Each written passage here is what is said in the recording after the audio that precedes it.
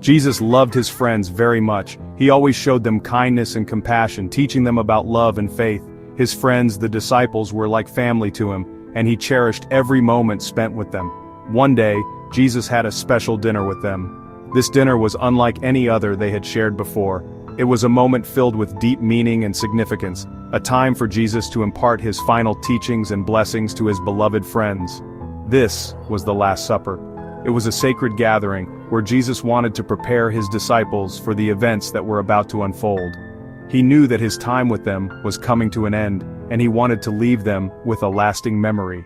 "Take this bread and eat it." Jesus said these words with a solemn expression, knowing the weight they carried. The bread symbolized his body, which would soon be sacrificed for the salvation of humanity. "It is like my body." He wanted his disciples to understand the significance of this act, to remember his sacrifice and the love he had for them. The bread was a symbol of his willingness to give everything for their sake. "And take this juice and drink it." The juice, like the bread, held deep meaning. It represented his blood, which would be shed for the forgiveness of sins. Jesus wanted his disciples to partake in this ritual, to remember the covenant he was establishing with them. "It is like my blood." This was a powerful moment, filled with emotion and reverence. Jesus was offering himself completely, and he wanted his disciples to carry this memory with them always. "I give my life for everyone." Jesus' words were a testament to his love and dedication. He was willing to lay down his life for the sake of humanity, to bring hope and salvation to all who believed in him. Jesus shared bread and juice with his friends. This act of sharing was a symbol of unity and fellowship. It was a reminder that they were all part of something greater, bound together by love and faith. He told them he loved them very much and wanted them to remember him always. His words were filled with warmth and affection, a final message of love and encouragement. Jesus wanted his disciples to carry his teachings in their hearts and to continue spreading his message of love and hope. "Remember me always." These words echoed in the hearts of his disciples, a lasting reminder of the love and sacrifice of their beloved teacher. Jesus' legacy would live on through them as they carried his message to the world. The next day was very sad. The air was heavy with sorrow, and the streets were filled with people who couldn't believe what had happened. It was a day that would be remembered for its deep sadness and the overwhelming sense of loss that everyone felt. Jesus was taken away by some bad people. These were Roman soldiers, and they were known for their cruelty. They grabbed Jesus roughly and led him away, ignoring the pleas and cries of those who loved him. It was a heartbreaking sight.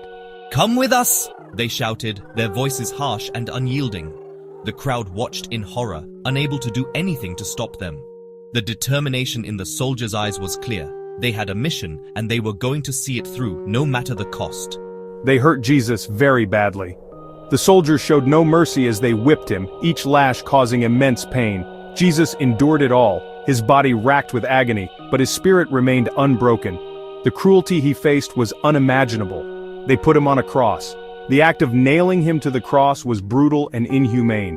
Each nail driven into his hands and feet was a moment of excruciating pain. The cross was then lifted, and Jesus was left to suffer. Jesus died on the cross. His lifeless body hung there, a crown of thorns on his head, a symbol of the suffering he endured.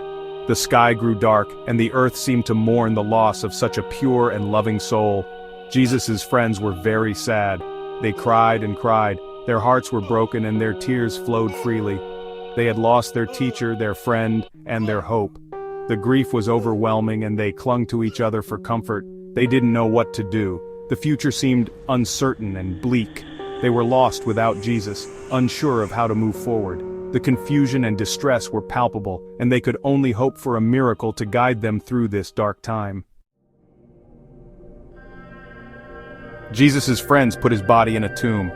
They rolled a big stone in front of the door. "Do not be afraid." An angel came down from heaven and rolled the stone away. The tomb was empty. "Jesus is not here. He has risen." Where was Jesus? Jesus was alive. He came back to life. He left the tomb. Jesus met his friends. They were so happy, they hugged him and laughed. Jesus told his friends to tell everyone the good news. Jesus died on the cross because he loves everyone very much. His love was so immense that he was willing to endure immense pain and suffering. This act of sacrifice was the ultimate demonstration of his love for humanity. He took the punishment for everyone's mistakes. By doing this, he lifted the heavy burden of sin from our shoulders.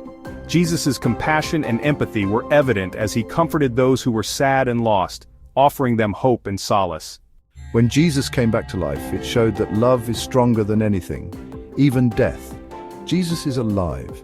His resurrection was a powerful testament to the enduring power of love and the promise of eternal life.